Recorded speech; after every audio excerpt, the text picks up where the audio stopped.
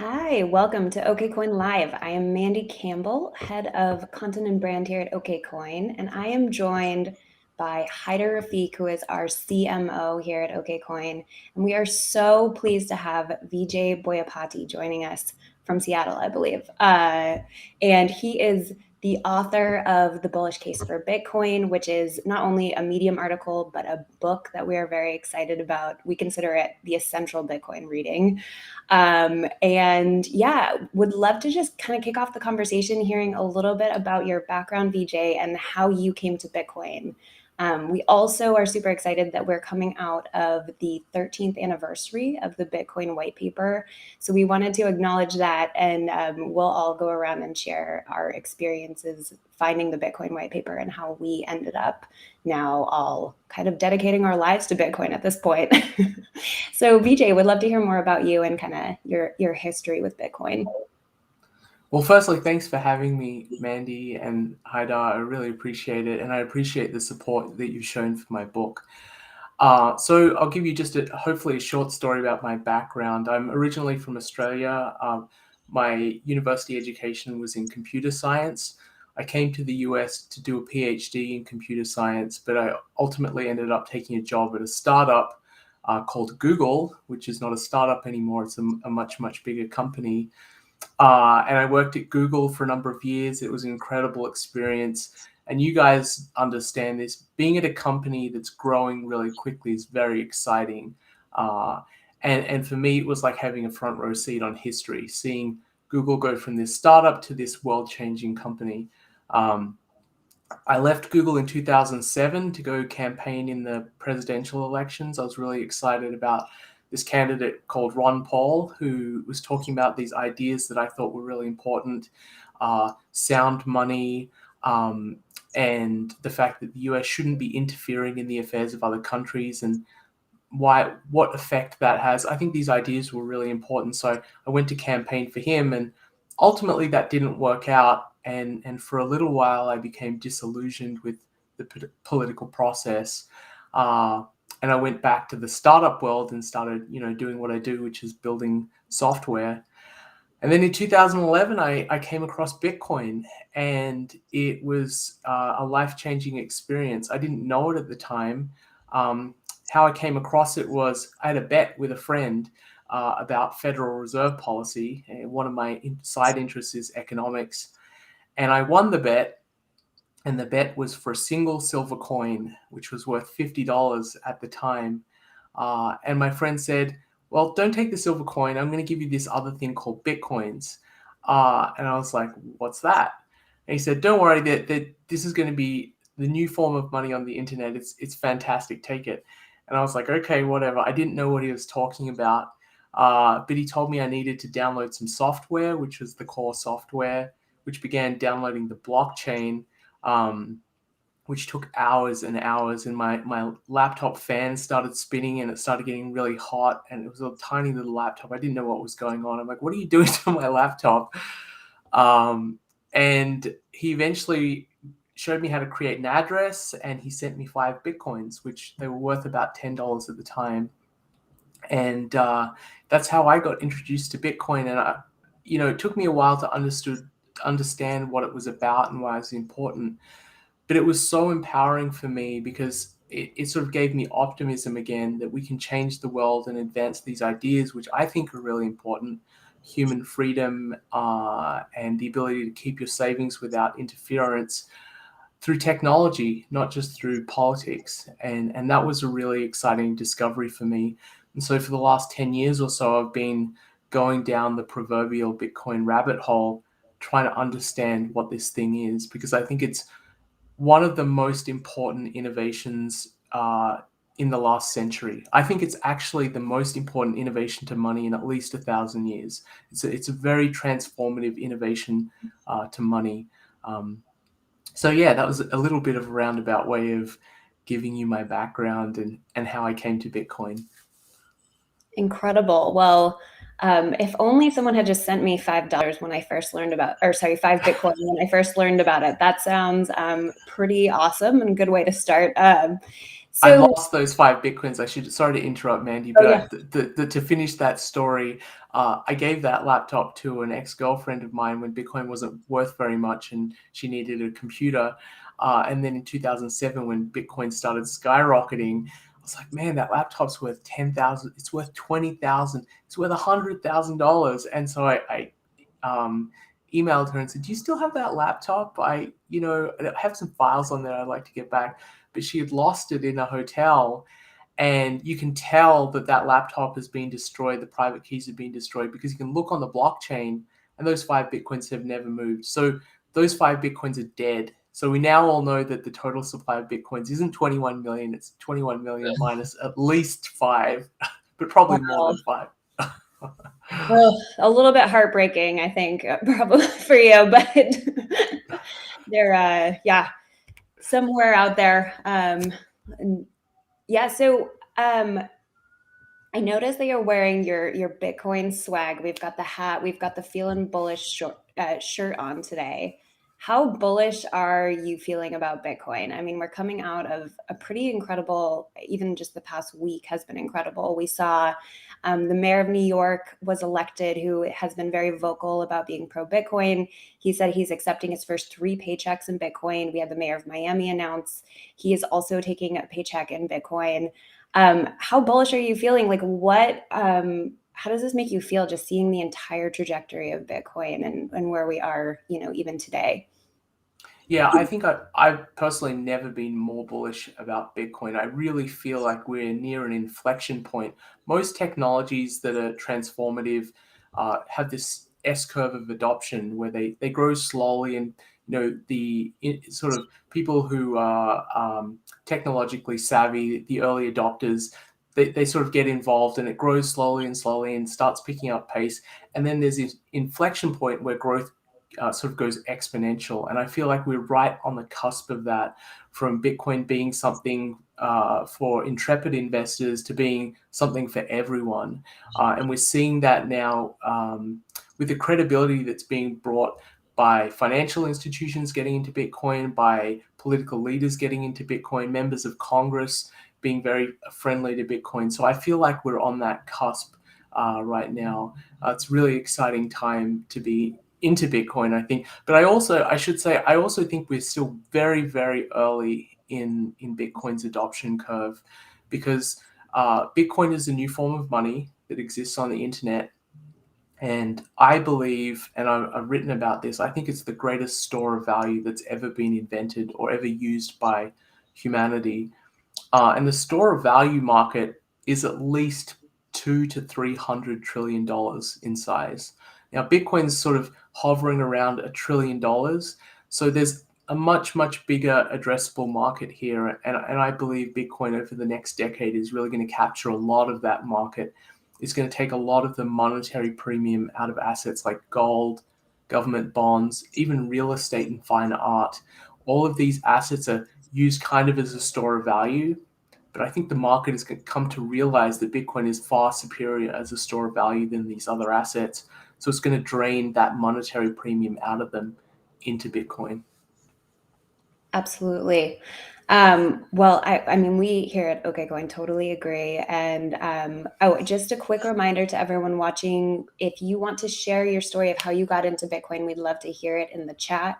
And if you have any questions for Vijay as we go through the conversation, please share them in the chat as well. We would love for this to be interactive and for us to be able to ask your questions. Hyder, I'll kick it over to you to ask a couple of questions. I know we were talking before and you had a couple. Yeah, thanks, Mandy. Vijay, nice to have you here on Okcoin Live. I want to go back to your Google days. Tell us a little bit about you're at Google. You spent the early days there. It's in many ways probably really hectic, managing that level of growth. What was your experience in the backdrop of being at Google and Bitcoin evolving to the degree it did during those times? So that was before Bitcoin even existed. But what was it like? One thing is you have this mix of excitement and chaos, because the company, which is doubling in size every 6 months, is always running out of space. I mean, this may not be such a concern now when companies are fully remote. But when you are, in an actual location, you run out of space constantly. I remember we were packed into these tiny little cubes and we were almost sitting on top of each other. You'd be working at your desk, typing, coding something, and you turn around and you bump the person next to you who was also coding. And it had this cool kind of college feel to it. Like you were still in college. A lot of the employees came to Google straight out of college, and it just had that kind of excitement to it. Like everyone's the same age. We're all in our early 20s. They're giving us free food. They're giving us all these great benefits. We're changing the world at the same time.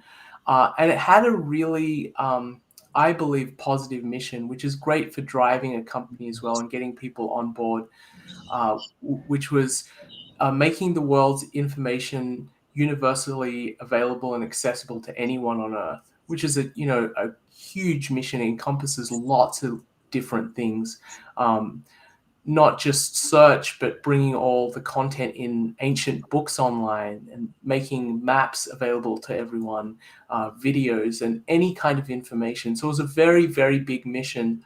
And that's really motivating for employees to be at a company which has a grand vision. You would always want to be somewhere where the people who are running the company feel like they can change the world, and that gets people to buy in. And I certainly felt that when I was, a young engineer at Google. I had that buy-in and that excitement. And it also had this motto, which I thought was really cool, which is "Don't be evil." Because it was a startup, it was able to have this kind of moral compass. I feel like it's lost some of that since then, and Google's done some stuff I don't agree with. But to have that moral compass and to feel like you're changing the world is a really potent combination for inspiring employees.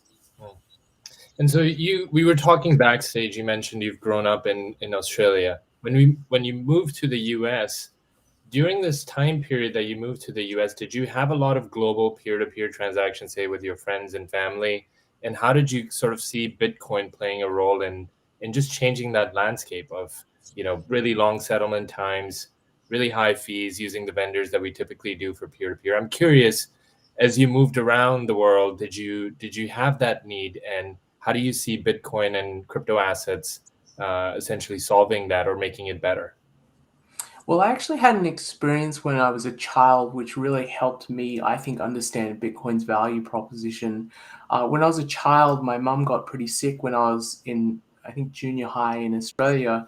And my dad, who'd grown up in India, wanted to take my sister and I back to India because he had his family there and he wanted a support network if something happened to my mom. But there was no easy way to get his savings that he'd built up in Australia back to India. The Indian banking system was barely functional in the early 90s. There was no way to transfer money. So what my dad did was he sold all his assets in Australia and he bought gold.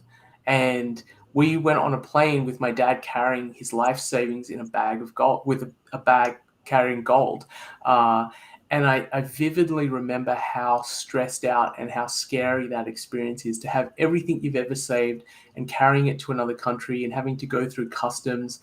And in India, the customs agents, a lot of them are very corrupt. They could easily say, "Sir, can I take your bag? I don't think you're allowed to have this bag," and just steal your savings. Thankfully, that didn't happen, but it really opened my eyes to the importance of being able to take your savings wherever you want. You earn them, they're the fruits of your labor. You worked hard.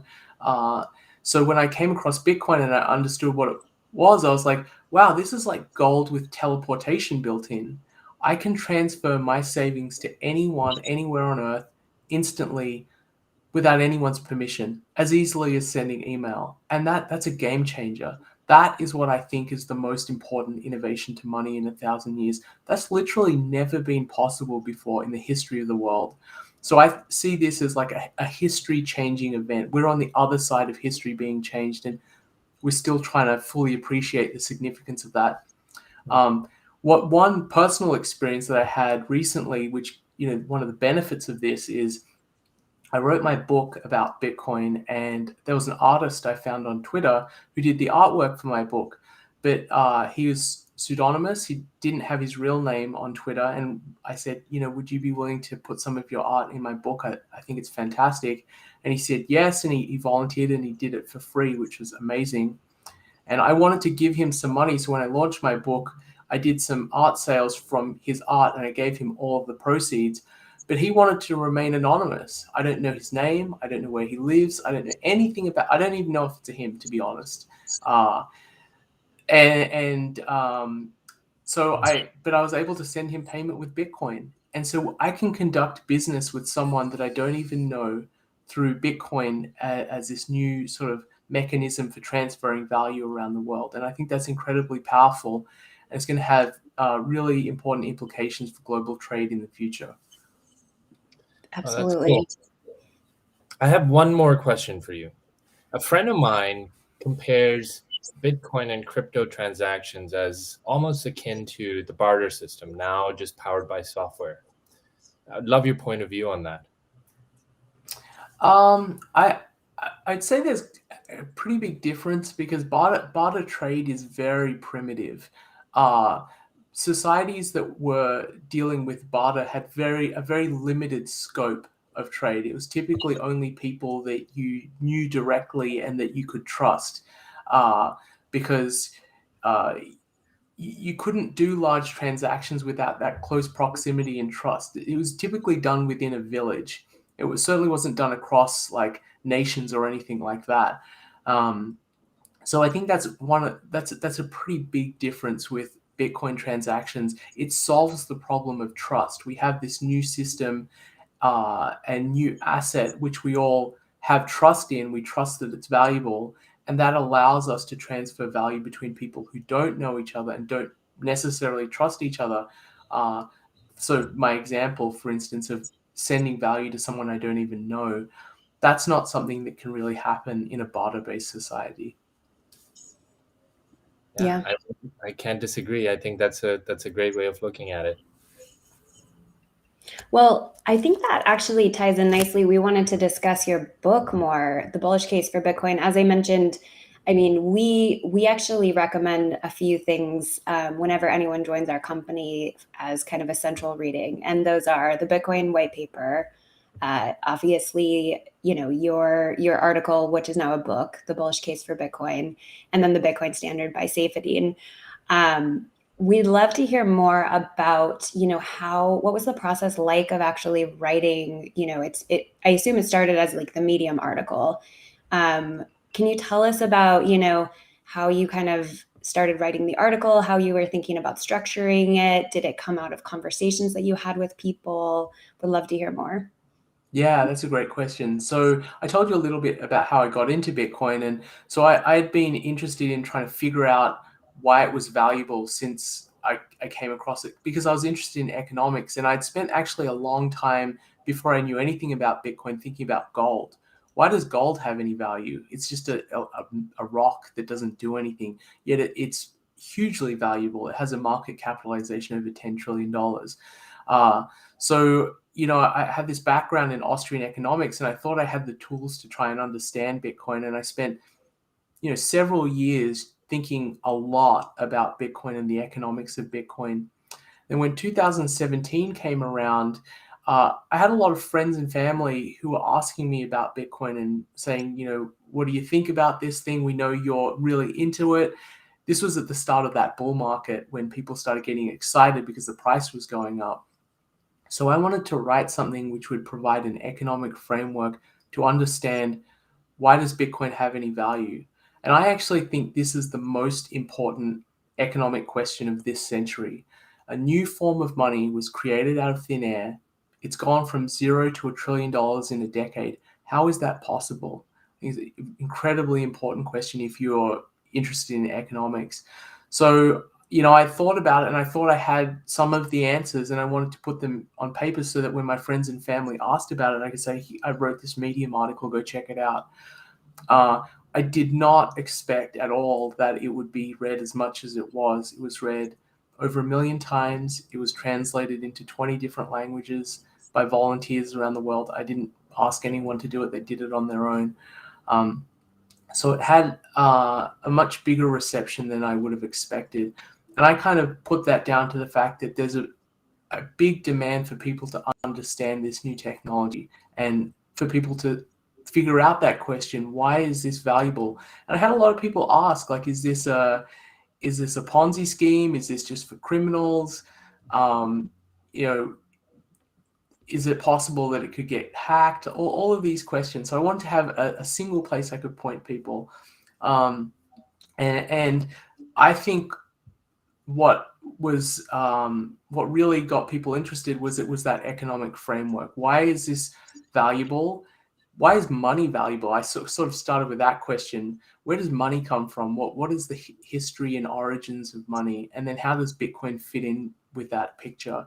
And I talk about the attributes that make for a good money. And these have been known for a long time, but a lot of people didn't sort of think about Bitcoin in those terms, like portability, fungibility, scarcity, divisibility, all of these attributes that make for good money. Bitcoin excels across all of the attributes. And that's the reason why its adoption is growing and why new people decide to keep their savings in Bitcoin instead of these other things like gold. Because Bitcoin can be transported across the world. Gold can't be transported across the world except at great cost and risk.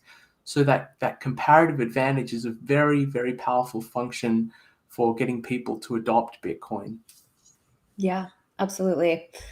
And when you have those early conversations with people that are learning about Bitcoin, obviously you have your book now. Are there other resources that you recommend aside from your own work? And what are those? As I mentioned, we have a few that we usually recommend, but I'm curious what you would say to someone. Well, I would agree with your recommendations as well. I think the white paper is a great place to start. The white paper is a little technical though, so unless you're a computer scientist, it might seem a little bit confusing, or if you have a bit of a technical background. But Saifedean's book is fantastic. It's a great resource. There are also a bunch of people on Twitter who produce an amazing amount of great content. I'm a big fan of Nick Carter, for example. He's written a lot of articles on the environmental impact of Bitcoin and how a lot of the portrayal of Bitcoin as being bad for the environment is actually quite misleading. Mhm. I think Bitcoin is going to be something that is a great force for innovation for renewable energy and for reducing carbon emissions.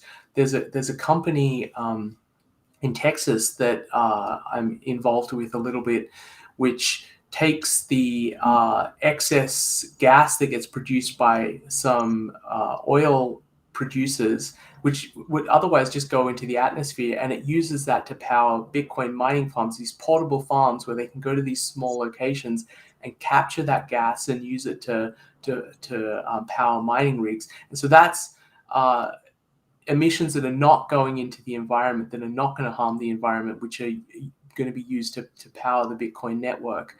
So I think it's really exciting on that front as well. So Nick Carter is another example. There's just a bunch of great people on Twitter. I'm blanking off the top of my head, but if you go and you look at someone like Saifedean or Nick Carter and look who they follow, you'll find a great list of people.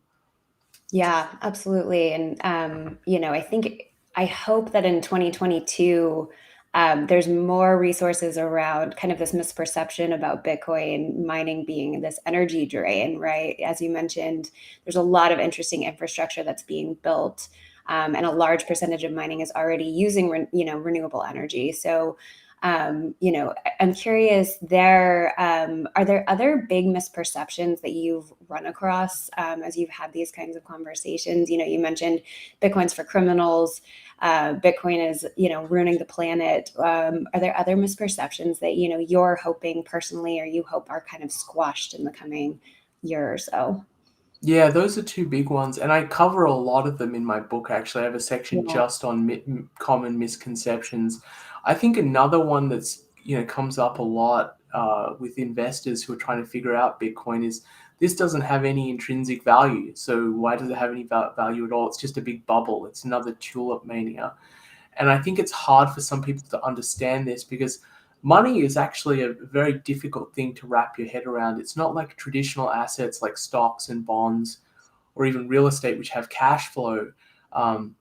It's much easier to reason about why they have value and what their value should be, because you do the standard discounted cash flow analysis and you say, well, this house produces $50,000 in rent per year, so it's worth $1 million. Money doesn't have that property. Gold doesn't produce any cash flow. Bitcoin doesn't produce any cash flow. But money is valued for the services it provides as money, a medium of exchange, store of value.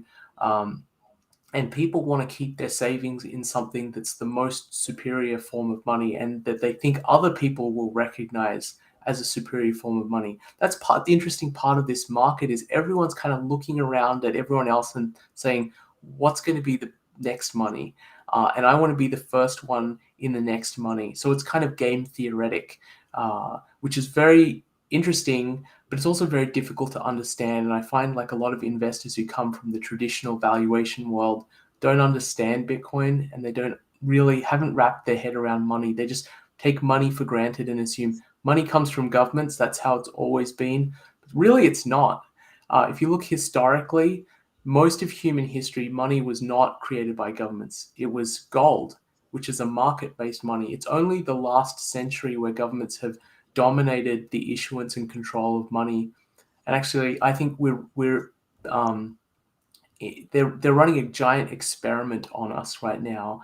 And there are a lot of signs that this experiment is going to go wrong, and that some of the policies that they're pursuing are completely unprecedented.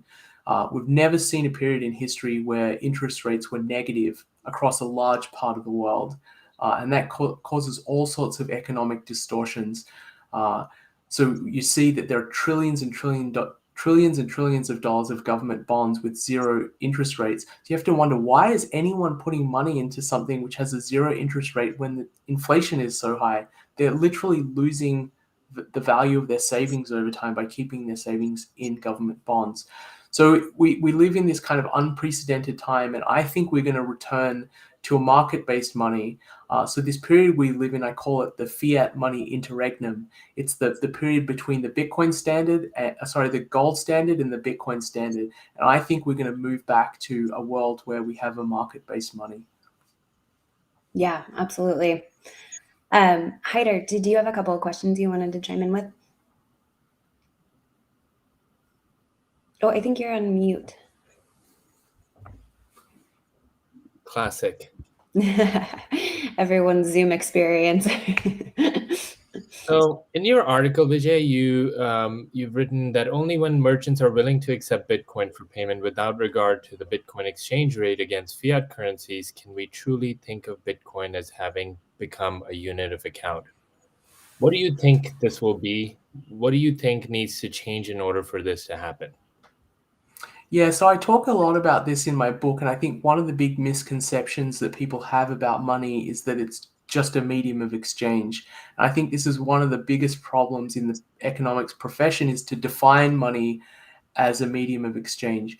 Medium of exchange is just one of the roles of money. It's kind of like if you defined a car as the steering wheel. That doesn't make sense. It's one of the attributes of a car, but it's not the car. Money has other functions. One of them is a store of value, and another is a unit of account. And one thing I cover in great depth in my book is that money doesn't instantly get to this last stage where it's a unit of account and everything's priced in terms of it. It goes through an evolution, and it starts out as a collectible. Gold started out as a collectible, which was just a rock that people dug out of the ground and thought, wow, this is shiny and cool. I want to have some of this. And when more and more people value it, it slowly but surely becomes a store of value, something that you recognize carries its purchasing power into the future. And when it's widely valued enough, people will start saying, wow, because a lot of other people value it, it's good for exchange. It's easier for me to exchange with this thing than it is with sheep or fish or apples, because this is widely valued, but fish aren't widely valued. And once something has become a widely used medium of exchange, then it's suitable as a unit of account. Then you'll see prices in terms of it. So you go to the grocery store and you see prices in terms of dollars, for instance. Eventually, you'll see prices in terms of Bitcoin with a lot of merchants. But Bitcoin still has to evolve through those other stages of money. It's still at the earliest stage of becoming a store of value. It's still not widely adopted enough that we can expect to see merchants price things in terms of it. Because if you're a merchant, there's no incentive for you to do that, because a very, very small fraction of your customers have savings in Bitcoin. And you have to go through this kind of mental cost of providing a payment system to accept Bitcoin. Why would you go to that effort if you don't have any sales? But once it's widely held, and I believe that's something that's going to happen over the next 1 to 2 decades, you're going to see a lot more merchants say, wow, there's a lot of savings out there that we want to capture, so we're going to start offering our goods in terms of Bitcoin. So this is just a process that's going to take time, and the more people that adopt Bitcoin, the closer we get to that future. Yeah. Very interesting. A follow-up question to that is, in your point of view, is it just a store of value, or do you see a strong investment thesis for Bitcoin as well?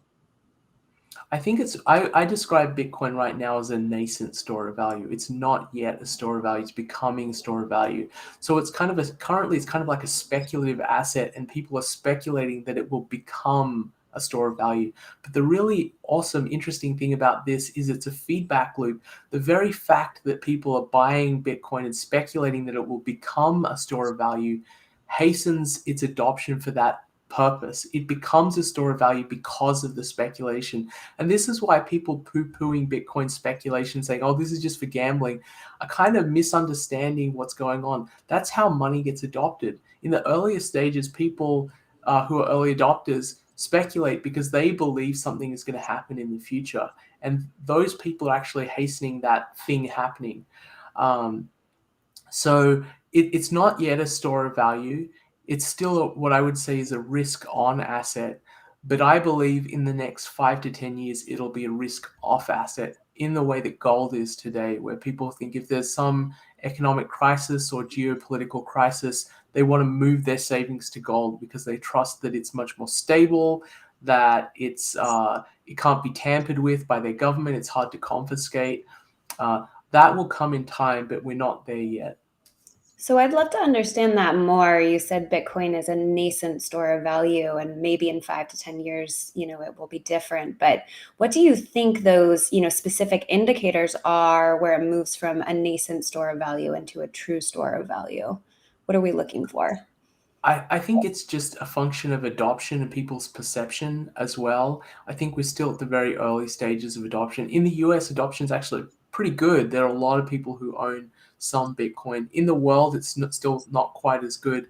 I would say that when Bitcoin gets to the market capitalization of gold, one thing you're going to see is that its volatility will drop significantly. Gold has much lower volatility than gold, but that's really a function of the fact that Bitcoin is a smaller, more nascent market. And to illustrate that, if you go back in history to the early days of Bitcoin, like 2012, when the Winklevoss twins bought, I think it was about $10 million worth of Bitcoin, they moved the price dramatically because it was a very, very small market. If someone were to come into the Bitcoin market today, and you guys at Okcoin know this, if someone put in $10 million into Bitcoin, it would barely budge the price. This is one of the deepest, most liquid markets on earth now. And when it gets to, so it's much less volatile, and it can be moved much less. It still has some volatility because the size of capital coming into Bitcoin is much greater. So you have institutions, you have corporations, you have people like Michael Saylor putting in like $1 billion into Bitcoin. So it still does have that volatility because even though it's grown, the size of capital has also grown. But once it gets to the size of something like gold, then someone like Michael Saylor coming in saying, I'm going to put in $500 million into Bitcoin, it'll barely budge the price. So it's really just a function that Bitcoin is early in its adoption curve, but we will get to that future where Bitcoin seems, almost boring in a way that people think of gold. Mm-hmm. We're excited for Bitcoin to get a little more boring. I feel like the volatility is always keeping us on our toes. Yeah. I'm curious. So, we won't make you bet any Bitcoin on this, but what are your predictions for big market movement in 2022 that would have you feeling, even more bullish than you feel today? I would say one thing I've observed from prior bull markets is that the longer Bitcoin grows slowly, the bigger the blow off top will be. Because what's happening in these bull markets is getting financial energy building under Bitcoin and providing this very strong, stable base of demand. In the last stages of the bull market, what you get is a speculative frenzy. It's almost like the madness of crowds where people see this thing going slowly up in price, inexorably going up and up, and then people just start piling in and saying they're just speculators essentially coming at the last stages, and it becomes parabolic. The fact that Bitcoin is going up so slowly and steadily, that's another thing that makes me much more bullish. And I think we could see this bull market, as you alluded to, Mandy, going all the way to the end of 2022. That's certainly possible. It could be much longer than prior bull markets. What's your price prediction for end of the year? I always say moon. I think moon is a good price prediction. Much higher than we are now. I don't like to give, the thing is, I don't like to give specific short-term targets because my bullishness about Bitcoin is over a time horizon of decades. I fervently believe that Bitcoin is going to be the next world reserve currency. The dollar is the world's reserve currency now. I believe 20 to 50 years from now, my children and grandchildren are going to be living in a world where Bitcoin is the reserve currency. So if you think about it in those terms, it's hard not to be too bullish. I mean, it's what happens in the intermediate term. It's not really clear. It kind of reminds me of Google a little bit as well. It's like when it was small, it's like, well, what before any of the YouTube or Maps or any of all the products that Google had, it had this huge mission. And I was like, I don't know exactly how it's going to get to that huge mission, but I think it will. And so I'm bullish for the long term. And I have that exact same feeling with Bitcoin. Mm. And Haider, I have to throw that question over to you, not to put you on the spot, but what is your biggest prediction for 2022 for Bitcoin? I think Let's have a precise number, Haida. Yeah. Yeah. Also a precise price prediction. Yeah. Well, I think I'll answer that question from the point of view of Okcoin. I think we're going to try and make sure that we are able to make a difference in markets where Bitcoin can really play a huge utility role. So markets like El Salvador and other markets in Asia. So I think that's one point of view we carry, is that going into 2022, how can we impact those markets and cultures that could benefit from Bitcoin and other crypto assets? In terms of price prediction, I would hate to throw out a number. Most of my friends would call me and say, "Hey, did you see the price going down or up?" And my usual answer to them is, I don't look at prices. I'm accumulating with the idea, just some of the concepts that Vijay has been outlining. And for me, the personal goal, this is not investment advice. It's pure accumulation because I believe in certain assets, primarily Bitcoin. And so when you have that thesis, you're less worried about the short-term price volatility. Congratulations, it reached 66,000. Great. Okay. What's next? Like, the work is still to be done. So that's kind of how I look at the price points. And I think, Mandy, you and I are doing some work in 2022. Hopefully we'll have a huge impact, this is my second crypto firm, and 90% of customers are males. In fact, Twitter is probably 99% males. And even at Okcoin, most of our customers are predominantly males. So Mandy and I are doing a ton of work over the next few months with the idea that we can welcome more women into crypto as investors. Some of the feedback we hear from women is, hey, is it too late? The price point is now 63,000. Is it really, really late? And I think there's work to be done from the Okcoin standpoint to help mitigate that perception that, no, it's not too late and you can purchase denominations, not the entire Bitcoin. And I think the other feedback we hear from females in this, looking into the crypto industry is, wow, it's like a nerdy male-dominated echo chamber, and it doesn't feel like a place where we can come in and and belong. And I think those are the two areas of opportunities for us, at least going into 2022, that impact the culture and the industry at large, hopefully. Yeah, and I think that's fantastic. I have two daughters and a third on the way, so I think that's fantastic. And you guys have a female CEO who's leading the way, so great stuff for that. And I hope you have a lot of success. I think it's a good mission to have. Yeah, I mean, it's very much in line with our mission of building a truly inclusive future of finance.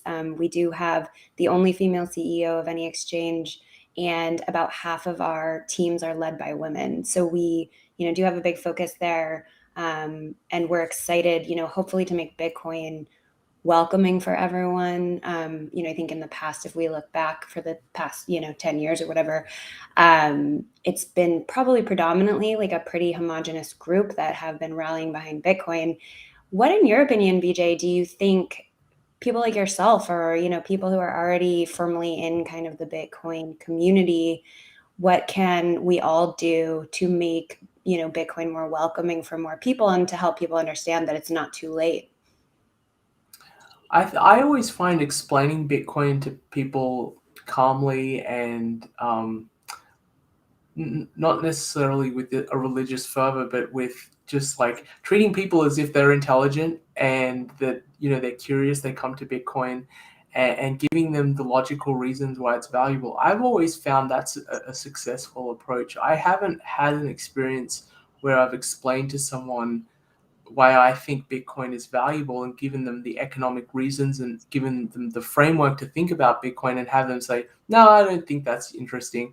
I've always found that when you speak to people calmly and rationally, openly and in a friendly way, that people recognize why it's valuable. And I think, having these conversations that you guys are having is really valuable. You just need to keep reaching out and explaining it to people that you've got this new technology for keeping your savings safe. And that's really important because you work hard, your savings should be safe. So you should consider Bitcoin and look into it and see why it's valuable. Yeah. Well, I think your piece, the bullish case for Bitcoin, whether you read it on Medium or hopefully buy Vijay's book, I hope everyone here has had a chance to read it. And if not, buy it. And if you have read it, give it to maybe a grandparent or a child in your life, someone who, has a chance to learn about it, because it's a really great, I think, foundational piece to introduce you to Bitcoin and help you understand, the technology behind it, and, some of the reasons why it is our future. So I personally was very taken by it. It was one of the first things I read about Bitcoin, one of the first things I read as I was coming to work in crypto, and it had a big impact on me. So thank you, Vijay. I think we are going to wrap up here. We do have 3 winners who tuned into the show who are getting $100 in Bitcoin. So let me just pull up their names real quick. We have Jed3Dot is the Twitter handle. Joe Doe and Howard Stewart, who are winning $100 in Bitcoin, who tuned in and shared their story. So congratulations to you. Check your DMs on Twitter. We will reach out to you to give you that $100 in Bitcoin. And any final words for the audience about, why you're bullish about Bitcoin, or anything that you want to leave people with, Vijay? I just think we're so early in this story, and I think Bitcoin has the properties that make it, I think, the best money that humanity has ever seen. And because we're so early, I think it's a great time to learn about it. You're not late to Bitcoin. A lot of people come to me and say, am I too late to this? And I tell them everyone feels like they're too late, no matter whether they got in at $6 or 60 or 600 or 6,000. Everyone feels late, but the truth is we're still very, very early. This is a new form of money. It's early in its adoption curve. I really firmly believe that it's going to be the world's reserve currency. So there's a long way to go, and there's still a lot of time and opportunity to learn about why this is important. So I say go out there and figure it out. Go and get an account in Okcoin, go buy some Bitcoin. Even if it's a small percentage of your portfolio, I think it's a good place to start. Absolutely. Yeah. Create that account on Okcoin if you haven't yet. We make it very easy to buy Bitcoin, whether it's on our app or on our site. So thank you so much, Vijay. This was a great conversation, and we can't wait to talk to you again. Thanks, guys. It was great speaking to you.